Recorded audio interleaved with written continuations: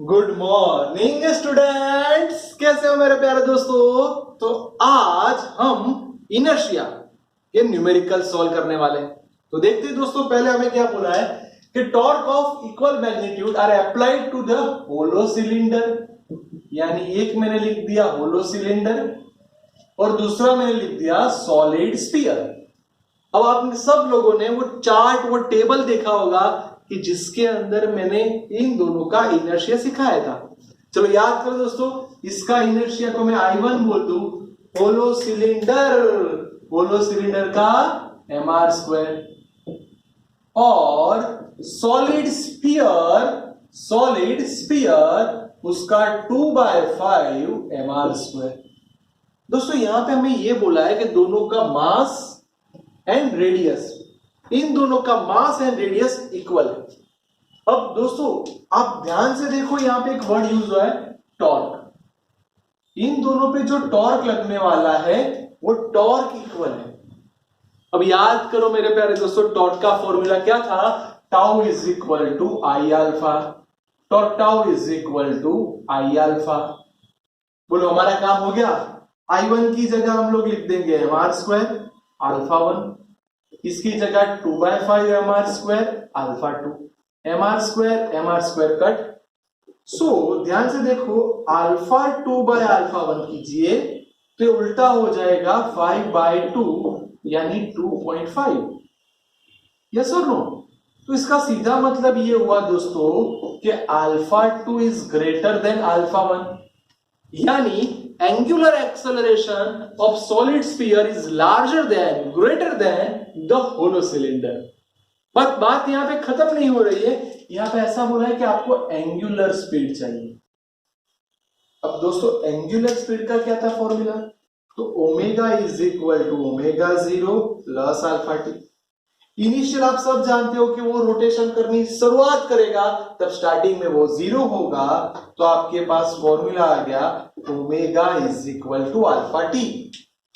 अब मैं क्या कर रहा हूं दोस्तों, मैं यही चीज को दो बार लिख रहा हूं, ω2/ω1 α2t/α1। टाइम तो इक्वल लग रहा है क्योंकि सेम टाइम के लिए स्पीड में है, तो टी भी कट हो जाएगा। तो दोस्तों आपको फॉर्मूला मिला ω2/ω1 is equal to α2/α1 is equal to, दोस्तों इन दोनों को कंपेयर करो, इक्वेशन 1 एंड इक्वेशन 2 को कंपेयर करो तो ω2/ω1 α2/α1 इज इक्वल टू 2.5। आपको पता चल गया होगा कि यही इक्वेशन से हमारे पास कंसेप्ट आ गया कि ω2 इज ग्रेटर देन ω1, यानी एंगुलर, रिपीट करता हूं दोस्तों, एंगुलर स्पीड किसकी ज्यादा है? सॉलिड स्फीयर की। अब मेरे को ये लंबा न्यूमेरिकल करके मेरे को समझ में आया, पर मैं आपको बोलूं दोस्तों कि अगर आप एक शॉर्ट ट्रिक याद रखो जो मैंने बोला था, तो I inversely proportional to omega. क्यों? जिसकी इनर्शिया, देखो इन दोनों में इनर्शिया किसकी ज्यादा है, किसकी कम है? इसका mr², इसका दोस्तों मैं एक काम करूं 0.4 लिख सकता हूं। तो समझ में आ गया I2 is less than I1, यानी इनर्शिया सॉलिड स्फीयर की कम है। दोस्तों सॉलिड स्फीयर की अगर इनर्शिया कम होगी तो दोस्तों ओमेगा उसका ज्यादा हो जाएगा कि नहीं? ओमेगा उसका ज्यादा हो जाएगा क्योंकि इनवर्सली प्रोपोर्शनल है।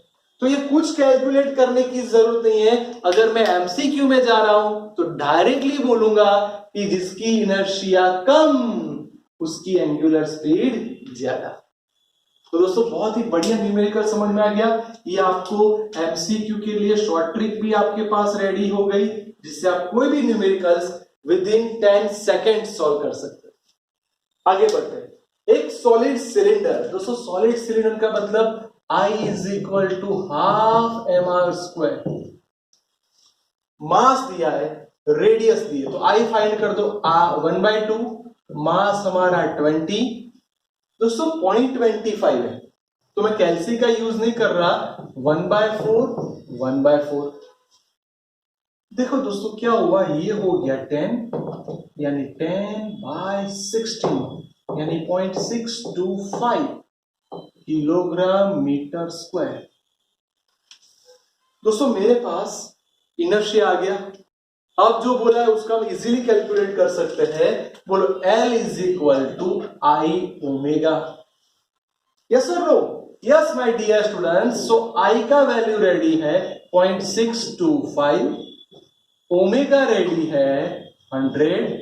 सो L is equal to 62.5 kilogram metre square upon second. यानी हमारे पास क्या रेडी हो गया दोस्तों? L रेडी हो गया। बोलो कंफर्म? L का कोई भी डाउट, कोई भी कंफ्यूजन नहीं। अब इसके साथ साथ आपको काइनेटिक एनर्जी में जाना है, तो kinetic energy half I omega square. ये आपका रोटेशनल काइनेटिक एनर्जी होगा। ये जो भी सॉलिड सिलेंडर है वो कितनी बार घूमेगा, उसकी कितनी काइनेटिक एनर्जी होगी, तो उसका कैलकुलेशन भी कर लेते बच्चों। हाफ आई अब भी आपने सिखाया 0.625, ओमेगा का स्क्वायर यानी 2 बार लिख दो, इसका मतलब 3125 जूल।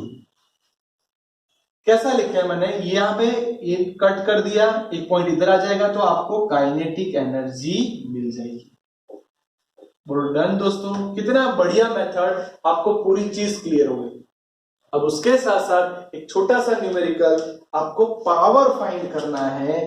तो बोलो बच्चों what is the formula of power? Power P is equal to torque omega. Torque omega, बस आपका काम बहुत अच्छा हो जाएगा। टॉर्क आपका है 180, ओमेगा का मतलब 200 यानी 36300। तो हमारे पास P is equal to 36 kilowatt. देखो दोस्तों, आपके पास इतनी जल्दी, इतनी फास्ट सारी चीज क्लियर हो गई। आपको कोई भी न्यूमेरिकल दिया हो, आप बहुत ही बढ़िया तरीके से ये सारे न्यूमेरिकल को लिख सकते हो। तो ध्यान से देख लो दोस्तों, तीनों बहुत ही बढ़िया न्यूमेरिकल्स जो एमसीक्यू में आते रहते हैं।